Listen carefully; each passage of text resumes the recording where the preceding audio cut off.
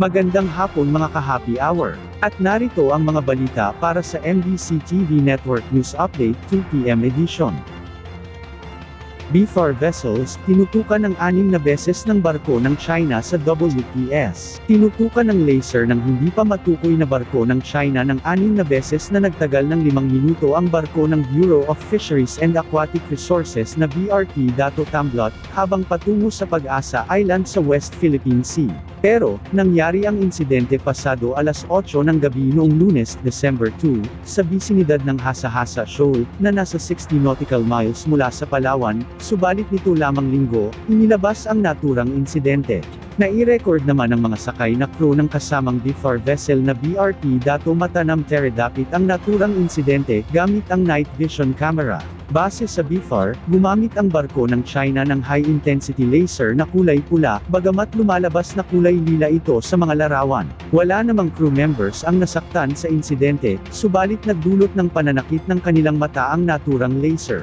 Una rito, nagtungo sa naturang shoal ang 2 sibilyang barko ng BFAR para magbigay ng supply na langis at pagkain para sa mga mangingisdang Pilipino na nasa lugar, at patungo sa Pag-asa Island para sa scientific research. Samantala, binatikos naman ng BFAR ang panibagong maritime aggression ng China. Sa isang statement, sinabi ng ahensya na ang naturang video ay nagpapakita ng realidad sa ground na hinaharas at minsan ay inaatake ng mga barko ng China ang Philippine vessels na nagsasagawa ng regular na pagpapatrolya sa Exclusive Economic Zone ng Pilipinas, taliwas sa pahayag ng Chinese Embassy sa Maynila, na ang mga barko ng ating bansa ang siyang nagsasagawa ng mapanganib na maniobra laban sa kanilang mga barko. Sa ngayon, wala pang inilalabas na pahayag ang National Task Force for the West Philippine Sea kaugnay sa napaulat na laser harassment ng China.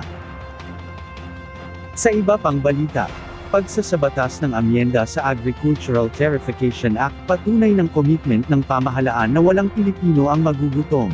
Itinuturing ni Speaker Martin Romualdez bilang landmark legislation ang bagong lagdang amyenda sa Agricultural Tariffication Act. Ayon sa House Leader, pinapalakas nito ang kapasidad ng pamahalaan na masiguro ang matatag na presyo ng bigas, tulungan ang mga lokal na magsasaka at tiyakin ang sapat na supply ng pagkain.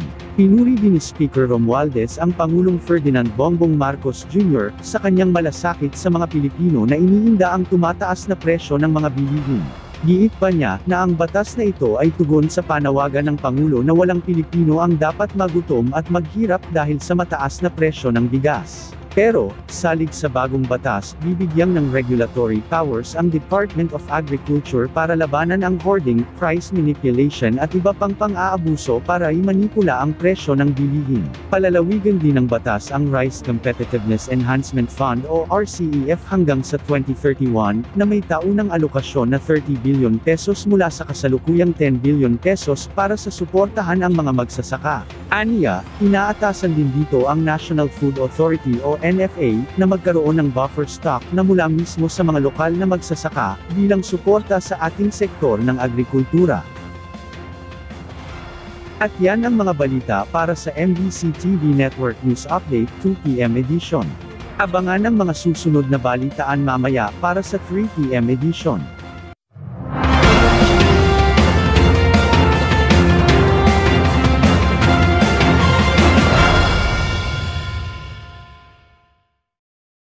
Mga ka-happy hour, kung gusto mong manood ang mga balita sa MBC TV Network News Update, mag-subscribe sa aming YouTube channel, i-like ang aming Facebook page, at i-follow sa aming TikTok account.